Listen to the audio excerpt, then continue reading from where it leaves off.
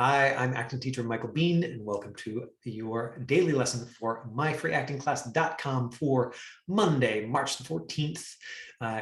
You can find all of our past lessons and a link to these lessons, which happen Mondays at 5 to 6 p.m. Pacific time at myfreeactingclass.com. Let's take a quick look at that.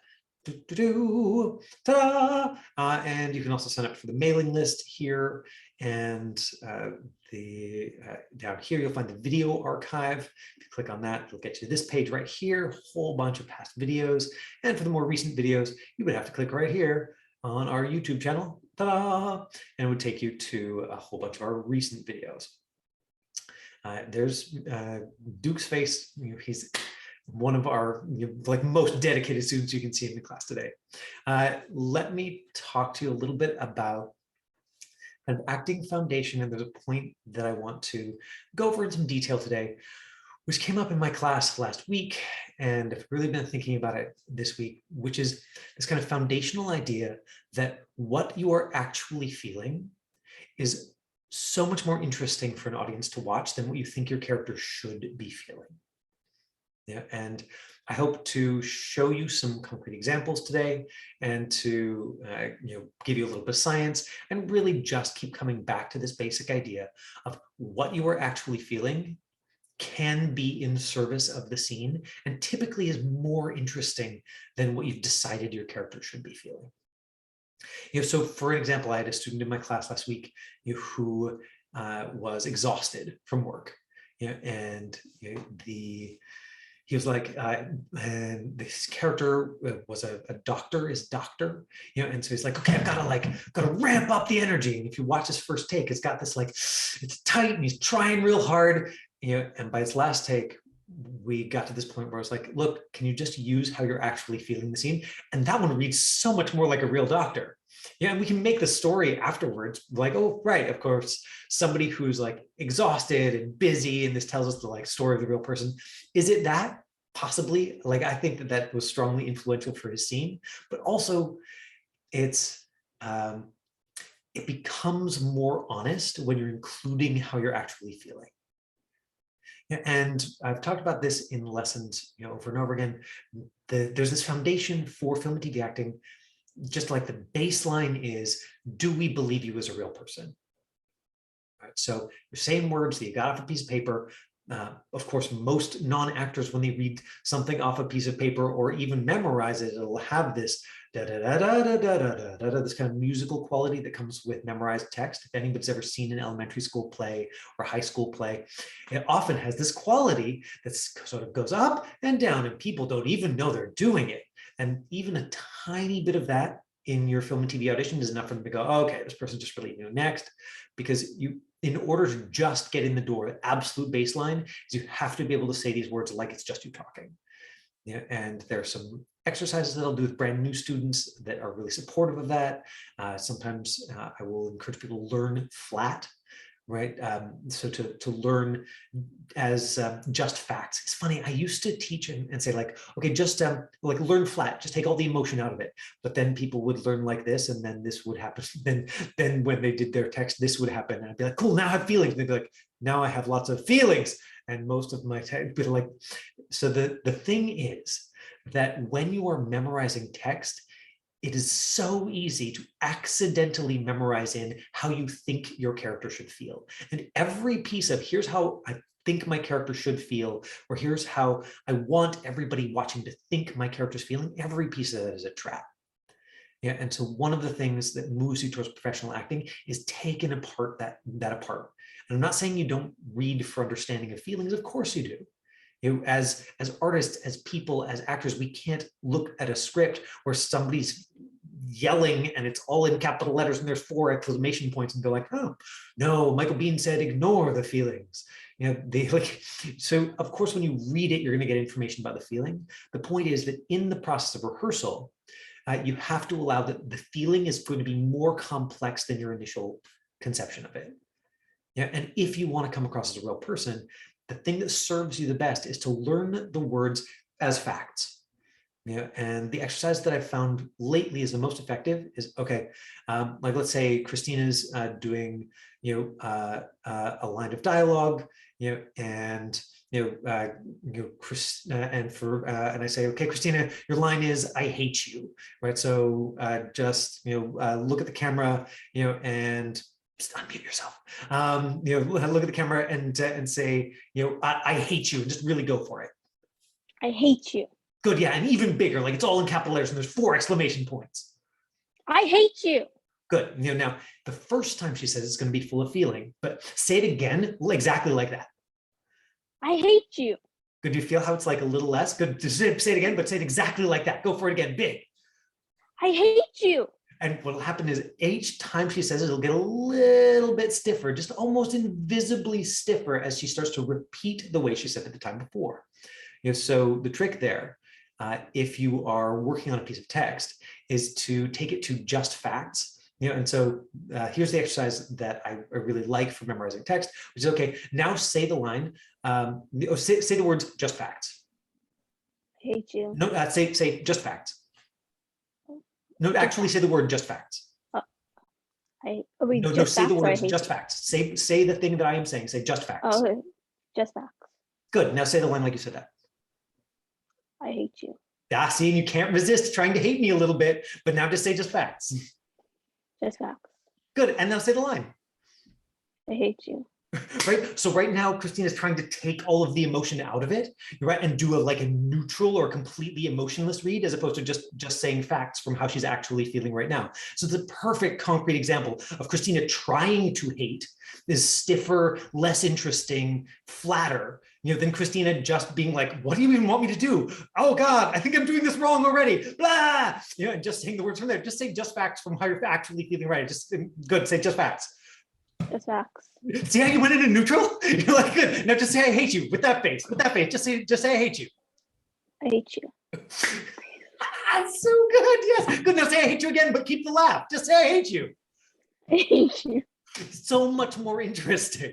So much more interesting to use how you actually feel. And then if you were doing a scene where we had to believe that you actually hated me, then you could start there with the laugh and try and stamp it out. We could say, okay, then that's the character trying to be like, Michael Biehn is so funny, or she's so embarrassed. That's more likely than me being really, really funny, that it's difficult for her to hate him, and so we see the character trying, but then it's the character trying and not the actor trying. I hate you. I'm going to stiffen my face and give us a neutral. And in the self-tape we're going to watch today, you'll see just a little bit of trying it at the beginning of the tape, and it's very subtle because the performance is really solid. But I think that it's a good concrete example of where we can catch even very small amounts of, oh, this person is trying to show me that, instead of, oh, this person just is that way, which is what you want the viewer to feel. You want the viewer to feel, oh, this person this is just how they feel. This is just who they are. And those takes will come across much more honest. Now, if you're like, okay, we saw the example with Christina, but maybe there's just a Christina thing. Maybe Michael Biehn doesn't know what he's talking about. For the record, I've been teaching acting for 20 years now. And this year will be year number 20 for me. And I taught improv for maybe 3 or 4 years before that. So I definitely don't know everything, but I have had a lot of practice watching actors. Oh, quick tangent. My friend Sage, who is a very skilled actor, told me the story about when he was in New York. So he went to New York and he studied a school there called Circle in the Square right after high school. And Sage is pretty bro-y. He's my most bro-y actor friend. And he's like, yeah, man, I figured that I just about had it all figured out. And so he's 19 or 20 at this point. He's like, yeah, it's I was in school, I was in New York. I'm working towards being a professional actor. And I was I had acting almost all figured out. I just needed this last little bit and then I'd have it all. And he's like, and then I learned that last little bit, and it turned out that I had a tiny little slice of the pie, and I needed to have my whole slice before I could see how massive the pie truly was. And I just love that as an explanation, not just of acting, but like of so many things that we learn in life, where it's like you've got to have your whole slice of the pie. And it feels like that's all of it. Because you're like, it's massive, it's huge, but I've almost got it figured out. And then once you've got your slice, then you can really come to terms with, wow, this is an impossibly large pie. And I can appreciate my slice, and I can also appreciate all of the things that I do not yet know. So let me help you with your slice if I can. So foundation of coming in and just talking like a real person. And then if we put behind it, here's how you're actually feeling, including, like, I'm embarrassed and awkward instead of feeling full of hatred. And we use that as foundation. Then even if we do an exercise where you're like imagining somebody you hate, or giving you an objective, something that like helps you connect to, oh yeah, here's when I hate, feel that feeling in myself. Even if we give you that, if it comes from the foundation of this is just me actually talking here in this space, how I'm actually feeling right now, then everything else is extra. And there isn't that like masking or stiffness that comes into it. Good. So little bit of science back up because I just couldn't resist, and I'm a big geek right here. I'm not wearing my glasses today, although I did an audition earlier today, and I swear I think I only get auditions because of these round glasses that I have, and so I got a set that don't have lenses in them, so you don't get reflection. Huh? Yeah, does this say doctor or scientist? It sure does. So let's take a look at microexpressions. So what is a microexpression? And we're going to start with, we'll start with Paul Ekman, who's a researcher who studied, he's definitely not the first person who came up with microexpressions. I'll also show you the Wikipedia entry, so that you can go and look them up. But here's just a place where you would go if you wanted some of the like actual backup science behind this. If you're like, acting teachers, they all have different opinions. Maybe it's all subjective. Okay, here's a little bit of what I consider backup for this idea.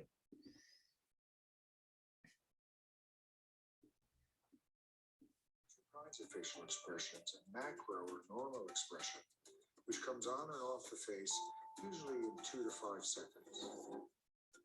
Micro expression, which goes on and off in a 25th of a second. Now, slow motion or freeze frame. A micro expression looks just like a normal expression, but it's been compressed in time. It's the attempt to conceal true feeling.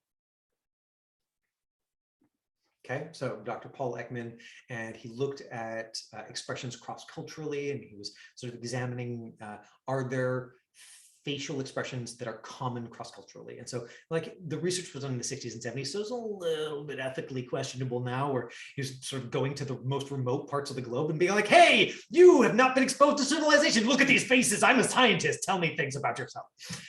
However, the takeaway from the research was that like even in these places that never ever been exposed to Western media, there still was a lot of commonality in terms of the facial expressions people recognized. Now his basic thing about microexpressions, and this is sort of held out in a bunch of research after that, is that there are these very, very quick, like 1/25th of a second expressions. Now, this is where I think the value of start with how you're actually feeling and then build an imaginary life for the characters so that you are imagining yourself actually in that place is really super valuable, because nobody has the level of fine motor control for their face where they can make 1/25th of a second expressions over and over and over again. That's 25 of them in 1 second. Like, it's just not going to happen no matter how super amazing you are. And so if you want that extra level of detail that helps people go, oh, wow, this is a real person having a complex feeling and I don't totally know how they're feeling, so I have to watch carefully to figure it out, and I'm interested. I'm seeing layers of things in there. That is not something that I think is easy or possible to control simply on the level of I'm going to tell my face what to do. And I think that's what amateur actors often think acting is I'm going to tell my face what to do. I'm going to tell my voice what to do. There's a little bit of the science for why that is exceptionally difficult. Exceptionally difficult. And if we go into a little bit more, we look at microexpressions on Wikipedia. Microexpression is a facial expression that only lasts for a short moment. It is the innate result of a voluntary and involuntary emotional response occurring simultaneously and conflicting with one another. right? So I have a feeling, I have another feeling, they conflict. It changes so fast that I don't even register it a lot of the time. Briefly displaying the true emotion before followed by a false emotional reaction. Human emotions are unconscious biopsychosocial reaction that derives from the amygdala and typically lasts for 0.5 to 4.0 seconds. I had an acting teacher named Raina von Waldenberg, who's also a peer and friend and just like a fabulous and weird human, who had the strong conviction that, like, not just in acting, but in life, if you ever see somebody hold the same facial expression for more than 10 seconds, it's false. It's rather that even if somebody is smiling for more than 10 seconds, if that smile is the same smile, then even if it's very convincing, like even if they know what they're doing and they bring it up into a little eye crinkle, if it doesn't change, it starts to feel false, right? It's inside of 5 to 10 seconds. It's another piece of evidence for why control your face, tell your face what to do, just not a super effective way to approach film and TV acting, because of that absolute most simple foundation of, do we believe you're a real person in a real place who's just saying these things? Right? So the easiest way to do that is to just speak from however you're actually feeling in that moment. And I get it, that sometimes you've got a scene that's full of huge feeling and you're like, I don't have that feeling. Like, how do I get there? And it's very tempting to go, well, I'll just pretend. I'll just use my crying voice and gonna squinch up my face into my crying face. And like, I get it. Of course that's tempting because you want to do justice to the story. And it's also fun to put yourself into these strong feeling states. There are ways to do that, and we've talked about that in other lessons, and maybe that's what I'll spend next week's lesson on, is doing another deep dive in, if you don't have that feeling in you right now, if you're coming from that foundation of here's how I'm actually feeling, then how do you build up actual feeling? How do you find that in the script? How do you find that in yourself? And I'm getting more nods from Christina that this is something that is an ongoing practice. And Christina, because I see you nodding so vigorously, I will tell you, the way that I know best to do that is to practice. And so if you wanted to send some of those self-tapes that you keep telling me that you really want to send here, that would be an excellent way to get that. Just giving yourself some practice every week, and especially making yourself accountable to someone outside yourself, whether that's a person or a community or a friend. If it feels a little too vulnerable right now to tape and send to me and have showed to the all 57 people who watch each video, it's not 57,000, it's like 57, it's fine.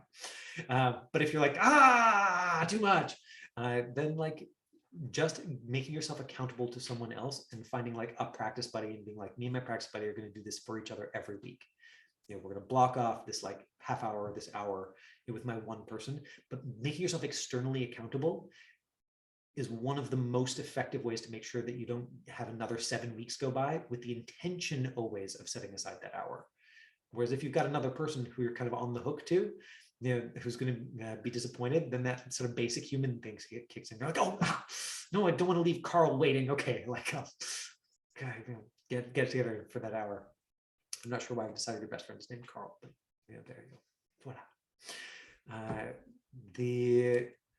So there's what I wanted to share about microexpressions. There's some great websites. All you would have to do is go and Google microexpressions. I don't have any affiliation, obviously, with Ekman or Wikipedia. I found this, which I thought was really interesting, on the Paul Ekman website. We've got macroexpressions, right? 0.5 to 4 seconds, and then microexpressions. Boom, half a second or less.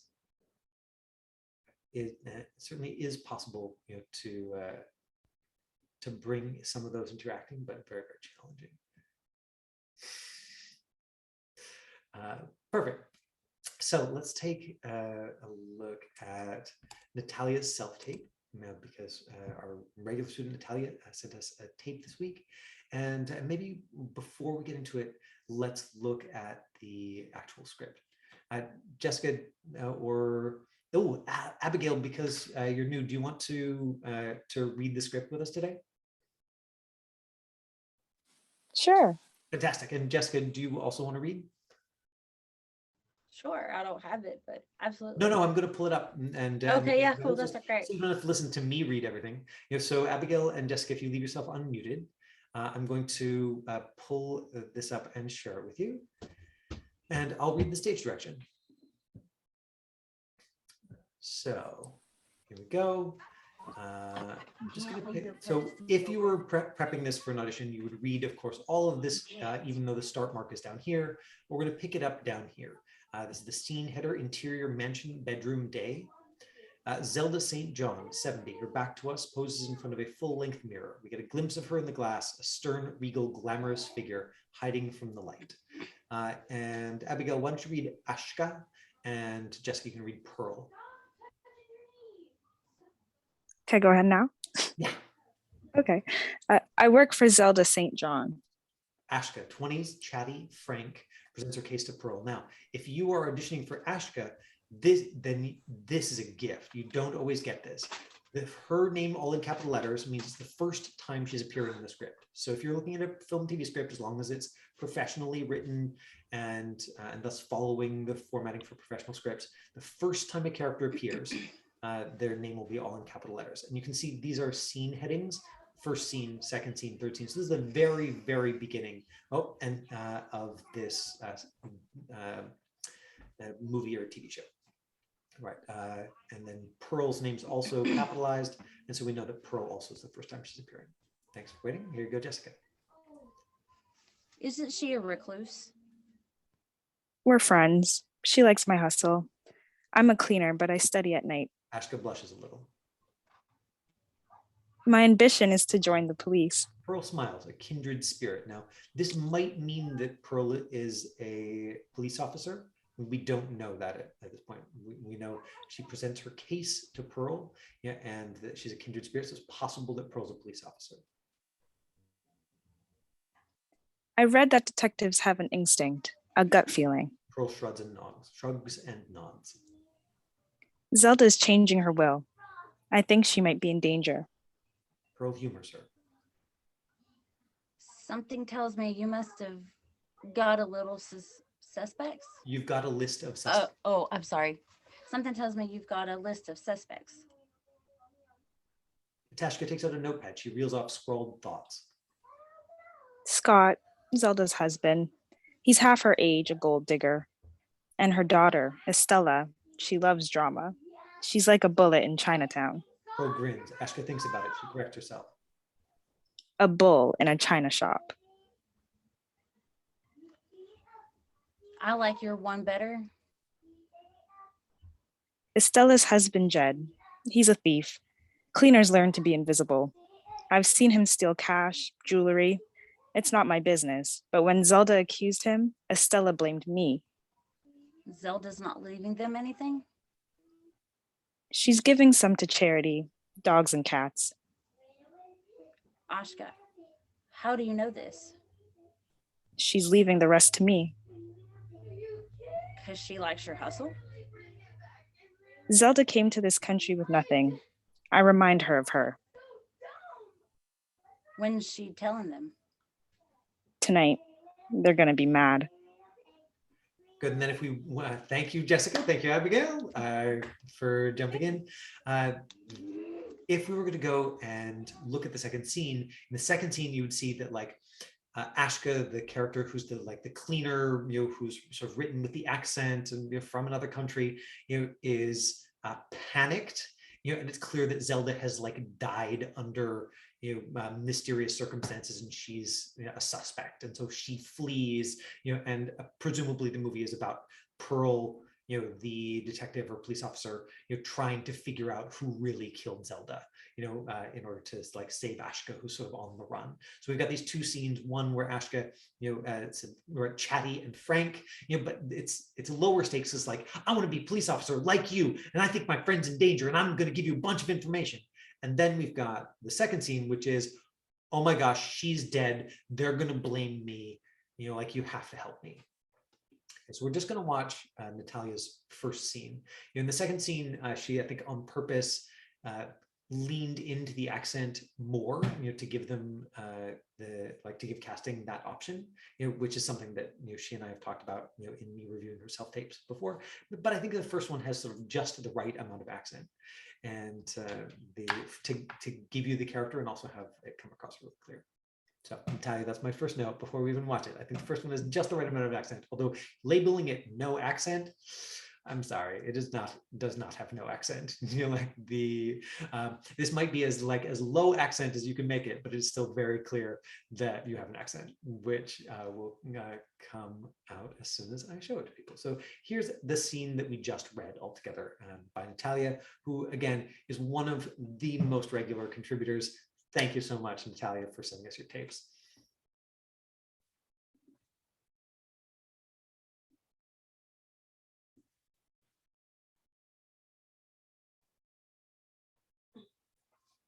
I work for Zelda St. John. We're friends. She likes my household. I'm a cleaner, but I also study at night. My ambition is to join the police. I read detectives have instinct, gut feeling. Zelda is changing her will, and I think she might be in danger.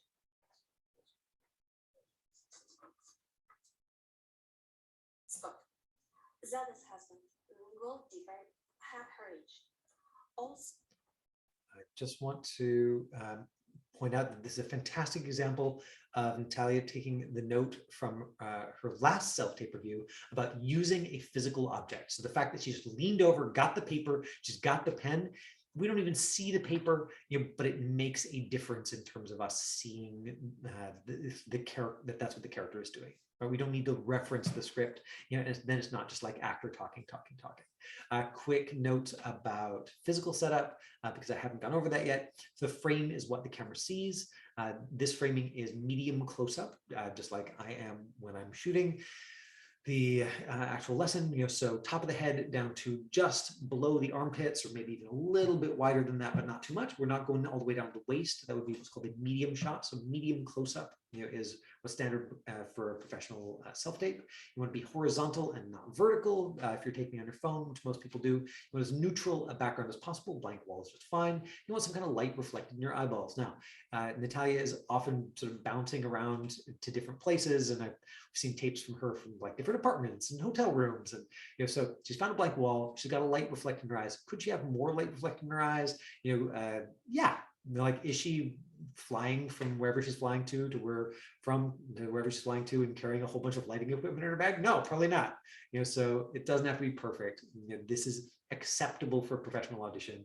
If you are able to either like get a stand lamp of some kind and put a piece of paper over top of it for diffusion, just basically spread the light out, and so you don't have to like squint horribly at it, and just put it directly behind the camera pointing at your eyeballs, typically that'll make you look more amazing on camera. You can invest in a small ring light, LED ring light, if you want something that you can sort of raise and lower easily. And if you don't want to spend money, you can just use what you got and pile it on more boxes or less boxes to get it higher or lower. Let's watch the rest of the scene. also, Estella, it's her daughter. She loves drama. She's like Bullet in Chinatown. Bull in China shop. Also, Jed, he's Estella's husband. He is a thief. Cleaners learn how to be invisible, and I saw him steal things, cash, jewelry. It's not my business. But when Zelda blamed him, Estella blamed me. She's giving some to charity, dogs, cats. And she's leaving the rest to me. Zelda, she came to this country with nothing. I remind her of her. Tonight, I need your help.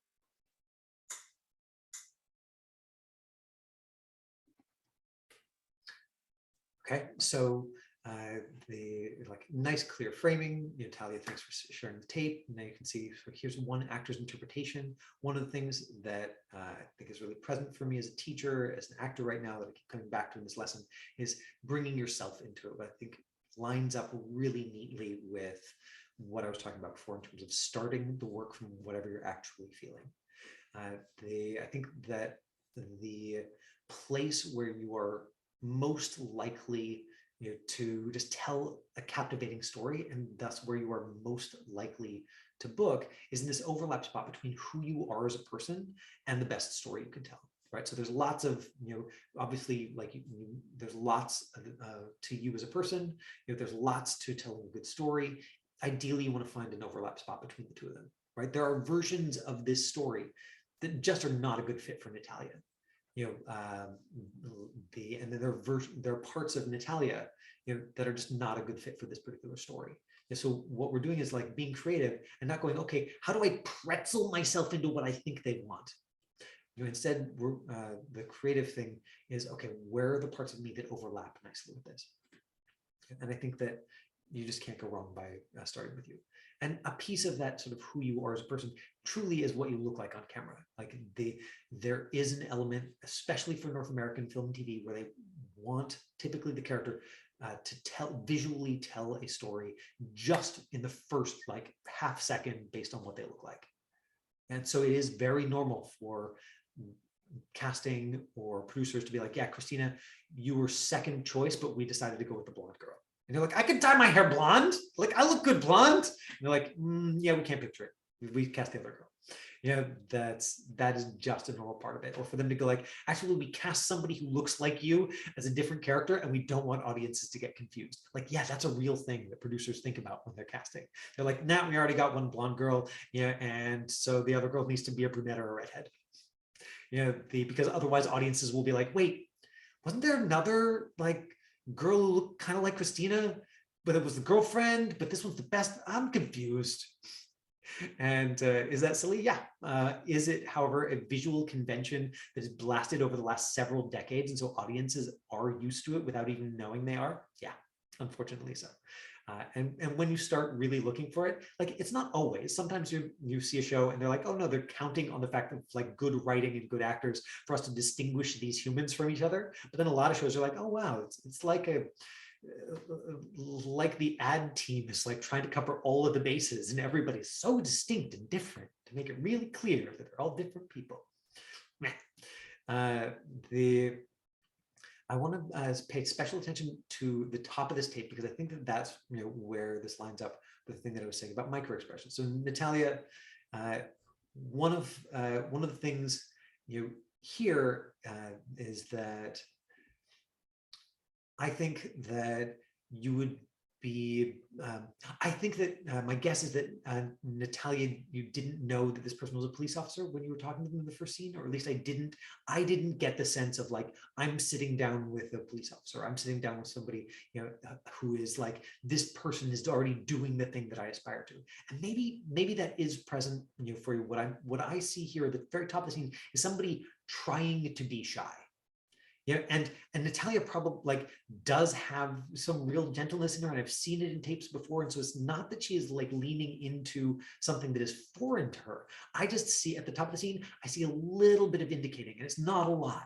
But let me see if I can get a little bit granular and point out the things that I'm seeing and hearing that make me guess, I think this person's like trying to show me, as opposed to having those like little micro expressions that are conflicting, that aren't controlled, that make me, the audience, lean in and go, oh, I'm figuring this out. I can see how the character's feeling. I've got my own story about it. Instead, the top of this tape reads to me like Natalia's telling me a story. I'm like, okay, yeah, I get the story you're telling me. And so there's an extra level of nuance there. I also want to say, thankfully, like Natalia's just like got that Eastern European thick skin where she's like, give me all the notes, I don't care, because I've checked in with her multiple times. We've had Natalia specifically send in tapes where I was like, this thing and this thing and this thing and this thing and this thing, and then she's gotten a call back from those tapes, and you're like, and she's booked with tapes that are like this. So it's not about perfect with a self-tape because you don't have a lot of notice, et cetera, et cetera. So there's my caveat for anybody who's watching this is like, whoa, oh my God, there's so much and I have to be perfect before I can send in a self-tape. You don't, you really don't. Especially if you're just starting with how you're feeling. Let's take a look at this very top Natalia's tape. Now, something that is just sort of part of the industry now is that they're seeing probably 100 tapes for each character. And what that means is that casting may not watch more than the first like 15 to 30 seconds. So last week I talked about moment before, today I'm talking about microexpressions. In each case, let's come back to the idea that like if the first 15, 20, 30 seconds doesn't grab them, and depending on who you talk to, they say they make that snap decision at different times, but probably that snap decision is happening in the first 5 seconds, and then they are watching whatever they watch, 25 seconds, 30 seconds, a minute, to confirm or disconfirm their initial belief. So it's not like if the first 5 seconds don't grab them, you've got a write-off. You just have kind of a basic human, like confirming or disconfirming the initial impression that I think is at play. And all of which is to say the very start of a professional self-tape is extremely significant in terms of telling the story, coming across the character. What to say, frank and chatty, is what we had in the script as a description for the character. We know she's sitting across from a police officer.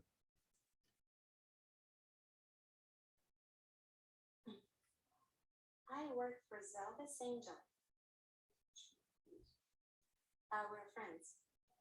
She likes my household. Okay, now let's just look at those first, say, 13 seconds, and let me see if I can be a little bit more granular about the things I've seen. So, this start, of looking up at the sky, right? It's like she's sort of looking at, maybe like somebody outside the room, or she's looking out a window, I have a hunch this is Natalia bringing in a moment before that makes sense to her in terms of like the place, but Natalia would say it's not communicating in a clear way, and it's not, I think, adding to your story here. I'd be interested really with this and going after objective. What do you want the other character to do or feel? Like it ends with, I need your help, and then like what is the arc of getting to I need your help, like crystal clear. And so it's like laying out the story for her here.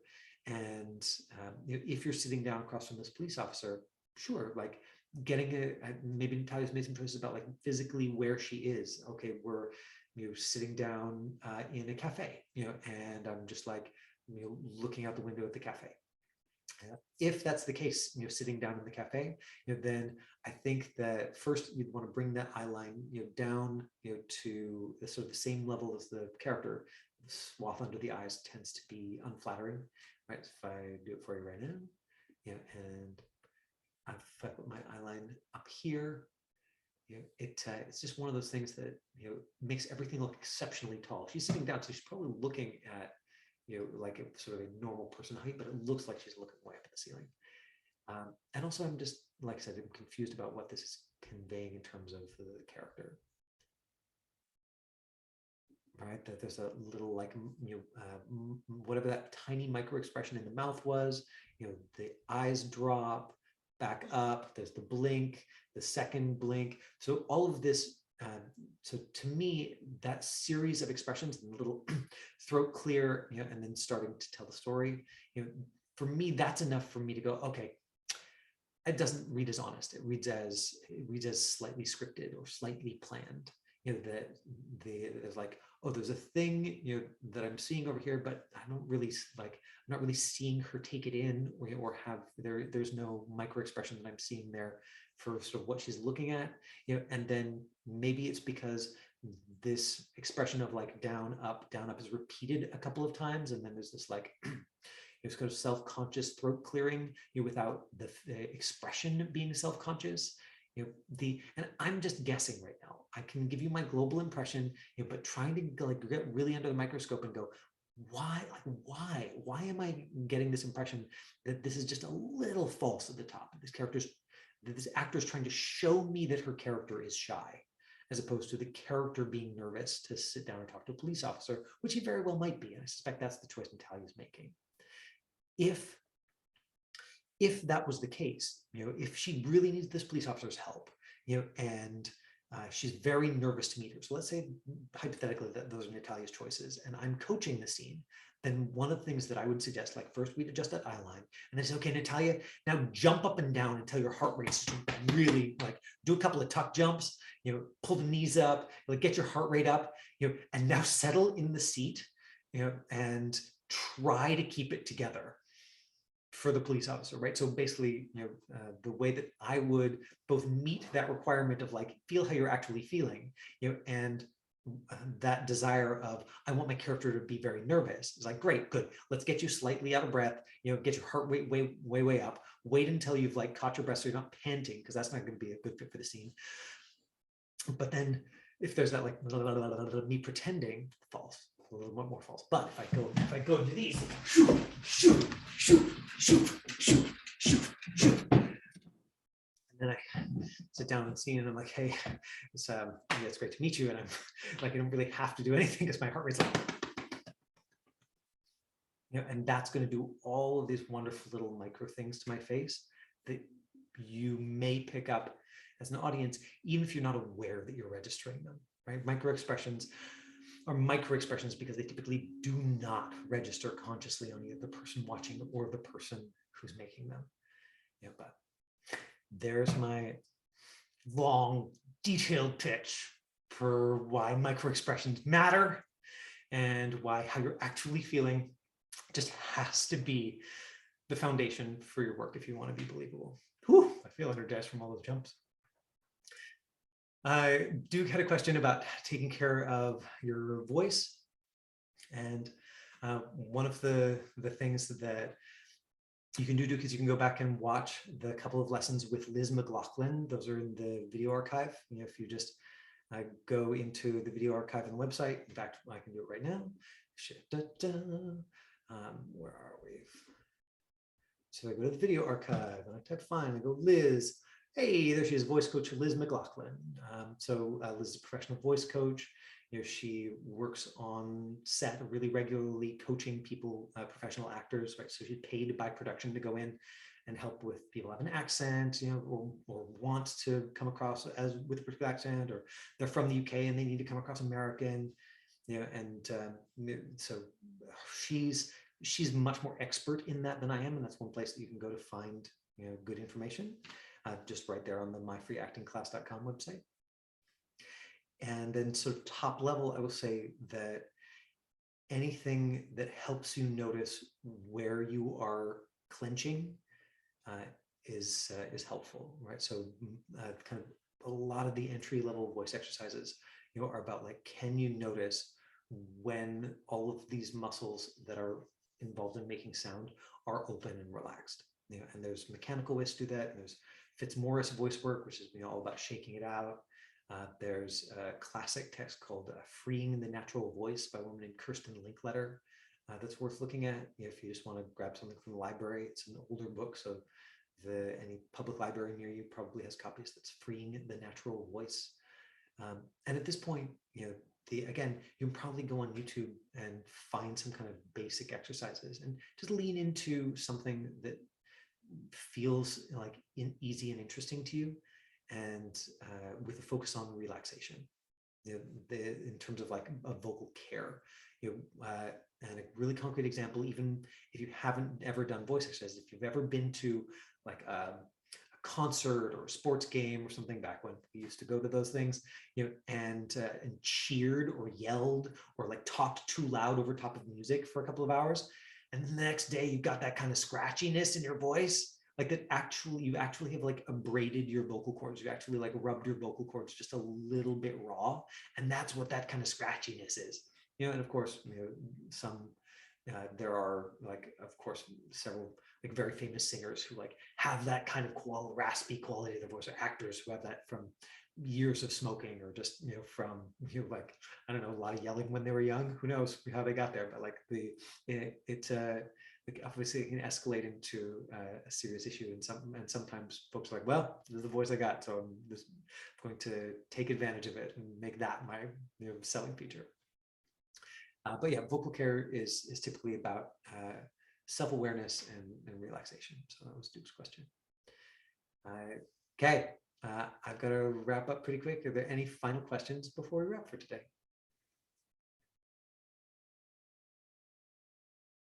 Okay, thank you all so much for joining us. Anybody who wants to join the mailing list, I'll send out links to the videos and also the link to the class. And you can join that at myfreeactingclass.com. And I will be back here next Monday, March 21st from 5 to 6 p.m. Pacific time. Thanks, everybody. Bye. Bye.